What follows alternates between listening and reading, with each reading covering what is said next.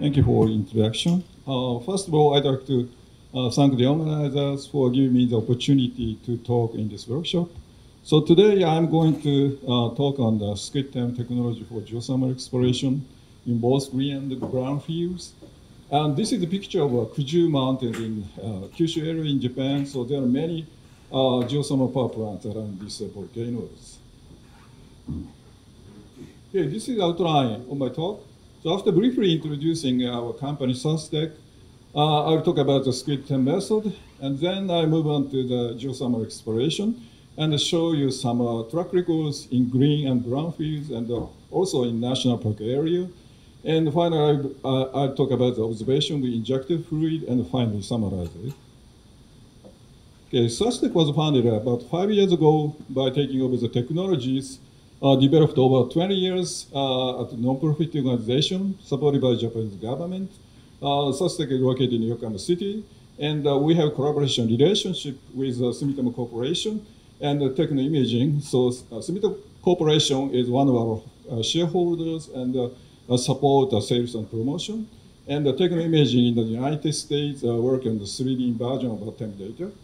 And one of our core technologies is a high-temperature superconducting quantum interference device, HTS SQUID magnetic sensor with ultra-high sensitivity.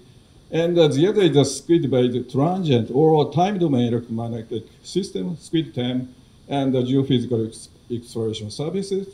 And our targets are geothermal mineral resources and CCS IOR, EOR monitoring. Okay, the key features of HTS SQUID magnetic sensor is a lower field noise at low frequencies, less than 10 hertz, which is suitable for deep exploration.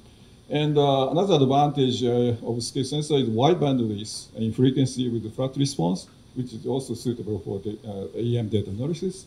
And HTS SQUID sensor using high temperature superconductors can be operated by using liquid nitrogen, which is low cost and available anywhere. So this sensor is suitable for field use. Okay, our sensor has a special thin film material structure. Owing to this structure, our sensor can be operated stably in the changing magnetic field. And the sensor is very, very small. It's a 50 millimeter square. Okay, now next is the exploration of a SQUID method. And for the case of mineral exploration, we typically use a 100 to 200 meter square loop, and we apply pulse-like alternate current. And by measuring the secondary magnetic field generated by subsurface current and applying 1D version, we obtain the resistivity layer structure and exploration depth. For conventional TEM, using an induction coil sensor is about 500 meters. And by using a SQUID magnetic sensor, the exploration depth is extended to 1,000 meters. Okay, for the case of deeper targets, such as geothermal reservoir, we employ several kilometer long line source with both ends grounded, and which just change the position of the SQUID sensors. And we measure the XYZ magnetic field transient at typically 40 to 6 points. And applying 3D version, we obtain the 3D resistivity, subsurface resistivity structure. Then exploration depth for such a configuration is over 3,000 meters. And recently, this exploration depth reaches over 5,000 meters. I will talk about later. Okay, this is a picture of our recent SQUID TEM system named SUSTEM. Okay, the weight of the total system is only 20 kilograms, and one person can carry the whole system. So here, this is a sensor class. That here, the three sensors, SQUID sensor is cooled with 0.7 liter liquid nitrogen. And we can continue to operate this for 70 hours, long enough for one-day exploration. And the noise level in TEM measurement is very small, about 1 picotesla level. Okay, in this table, we compare the features of SQUID TEM with other electromagnetic methods, including MT, CSEM, and the conventional TEM. And you can see by repeated measurement and stacking of averaging procedure, we can decrease the influence of environmental noises for CSEM and TEM. And there is no inference, moreover, there is no inference of primary field for TEM because we only take the data when the primary field is off for TEM case. And this enables measurement with the highest signal to noise ratio. And another advantage of TEM is signal intensity is proportional to the cube of the straight conductance. So it's this means this method is most sensitive to anomaly or variation of the conductance. Okay, now let me move on to the geothermal exploration. So we propose two ways of utilizing SQUID TEM method. And one is here the use of SQUID TEM to determine the drilling point precisely after the wide area exploration using MT, and to reduce the initial risk of development in the greenfield. And the other is the use of SQUID TEM in already developed areas, that is a brownfield, and to find additional drilling point to keep or enhance the power generation capacity. Okay, now I'd like to show you some of our track records. The first one is exploration in South Sumatra Island, Indonesia. We conducted 2.5 years ago. And here, this is a mountain area covered with tropical jungle like this. So we prepared a 5 kilometer long line source at the foot of the mountains by utilizing the agricultural roads. And we applied the current about 30 amperes. And we took the TEM data at 40 receiver points, and the covered area 6 kilometer by 6 kilometer. And this picture shows how to make the electrodes for line source with having a very low contact resistance, like this. So this picture shows how to set our sensor cluster. We just place on the ground. We don't have to dig the hole. So, and real-time judgment of data quality is possible.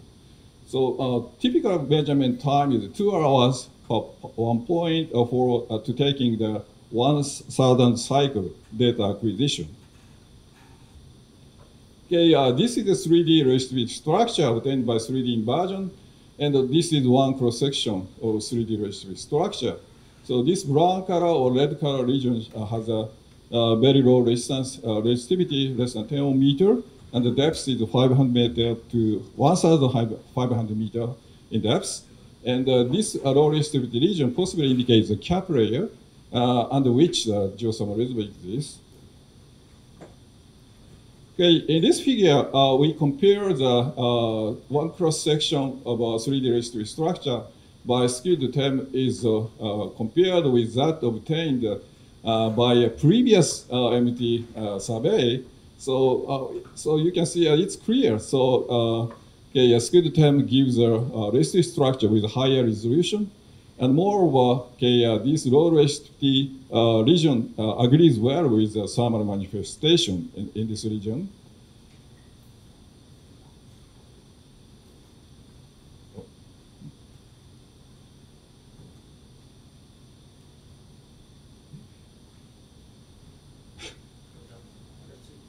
Next slide, please. Okay. Next example is exploration we conducted in Keiichi area in Japan, the near operating geothermal power plant. It's actually a brownfield. Here is a geothermal power plant generating 27 megawatt. And here is also pipelines and production wells, and also here is power transmission lines like this. So we took the data, these measurement points.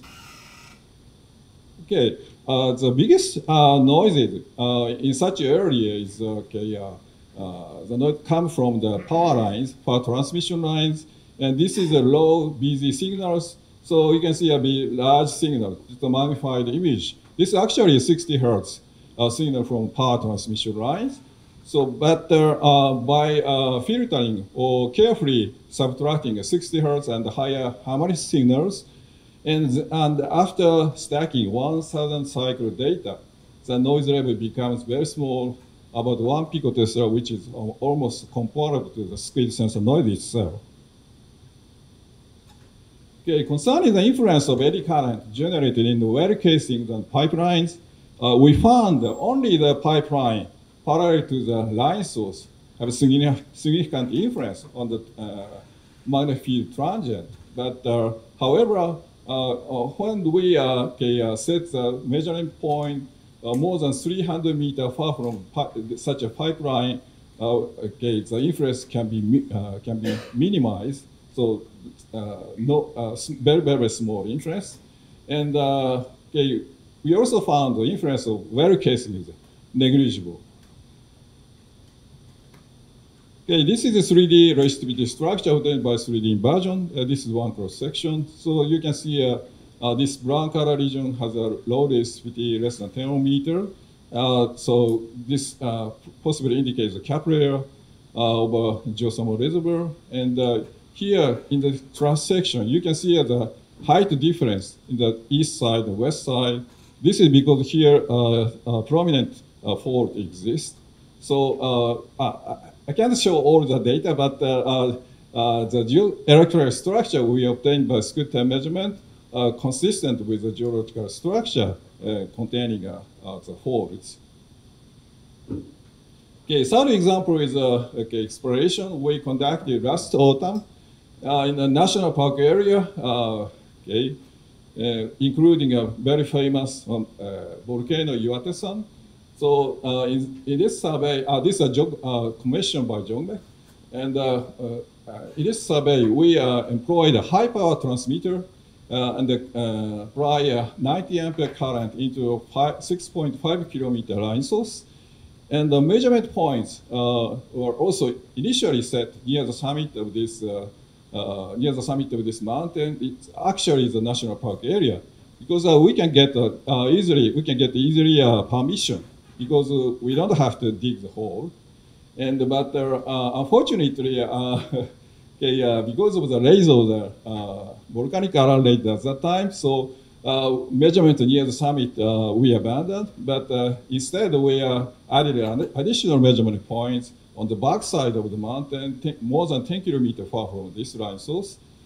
And I can't talk about the detail of the results, but I show you one result. This is a 3D resistive structure obtained by inversion, 3D inversion. So now the expression depth is more than 5,000 meters, so we confirmed. So this indicates possible application or technology also to supercritical geothermal development. Okay, finally, I'd like to briefly talk about the monitoring injected fluid. So we tried in the Middle East countries. So there, the injection of seawater and CO2 fluid in the peritotite formation has been conducted to realize mineralization. So in that area, we tried a time-lapse SQUID TEM survey before and after injecting this fluid. Okay, and this is a cross-section of 3D resistivity structure obtained before injection. This is after injection. So after injection, you can see the very low resistivity region like this. And this is the conductance difference between the before and after fluid injection. So this gives a clearer image of plume of the injected fluid. So this actually is the presence of fluid plume and its direction of migration was validated by the fluid sampling at the monitoring well. So this result suggests the possibility of applying our technology to the monitoring, for example, for EGS. Okay, let me summarize my talk. By employing our recent SQUID TEM system and the granular configuration, our exploration depth was extended to 3,000 meters to 5,000 meters. And the low resistivity structure due to a geothermal reservoir with cap layer injected fluid in high resistivity formation has been clearly detected by 3D inversion analysis with SQUID TEM data. And our SQUID TEM solution is expected to improve drilling success rate for geothermal development, both in green and brown fields. And a SQUID TEM solution could be applied to development or monitoring for EGS and supercritical geothermal power development. Okay, thank you very much for your attention.